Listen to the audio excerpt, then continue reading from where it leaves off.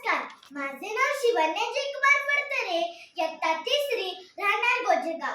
आज मी ज्या व्यक्तिमत्वाविषयी बोलणार आहे त्या योद्ध्याचे नाव घेताच प्रत्येक मराठी माणसाच्या मनात अभिमानाचे वारे वाहू लागतात. ते म्हणजे छत्रपती संभाजी महाराज. छत्रपती शिवाजी महाराजांचे थोर पुत्र आणि स्वराज्याचे दुसरे छत्रपती संभाजी महाराज हे पराक्रम, बुद्धिमत्ता आणि धैर्याचे प्रतीक आहेत. केवळ 16व्या वर्षी त्यांनी राज्यकारभारात प्रवेश केला आणि शत्रूंच्या नजरेत निष्ठावान राजा म्हणून ओळख निर्माण केली.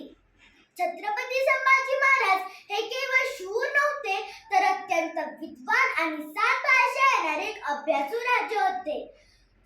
मराठी, हिंदी, इंग्रजी, तेलुगू, संस्कृत, कन्नड आणि फारसी अशा भाषांवर त्यांचे प्रभुत्व होते.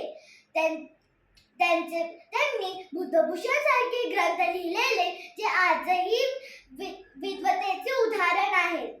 त्यांचे जीवन हे संघर्षाचे प्रतीक होते. औरंगजेबाने स्वराज्यावर आक्रमण केले. त्यावेळी छत्रपती संभाजी महाराजांनी अत्यंत शौर्याने मुघल सत्तेचा मुकाबला केला. शेवटपर्यंत त्यांनी स्वराज्याचा स्वाभिमान सोडला नाही. त्यांचा मृत्यू अत्यंत क्रूर होता. त्यांनी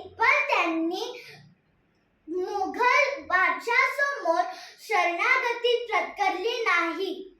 हाच खरा त्यांचा विजय होता. त्यांचे बलिदान हे आजच्या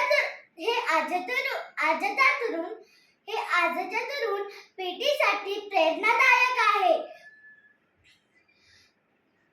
आज आपल्याला त्यांच्या विचारांची, त्यांच्याच बलिदानाची, त्यांच्याच धैर्याची आणि आत्मबलिदानाची वृत्तीची गरज आहे. शेवटी एवढंच म्हणावंसं वाटतं, नाही मागितलं माफ करा, नाही मागितलं सोडून द्या. माझं रक्त स्वराज्यासाठी, माझा श्वास हिंदवी स्वराज्यासाठी. भीमा इंद्रायणी नदीला शंभूच्या रक्ताचा वाहिला पूर. साखळदंड उराशी आवरून बंदिस्त जरी असला रयतेचा राजा, नाही चुकला शंभू माझा.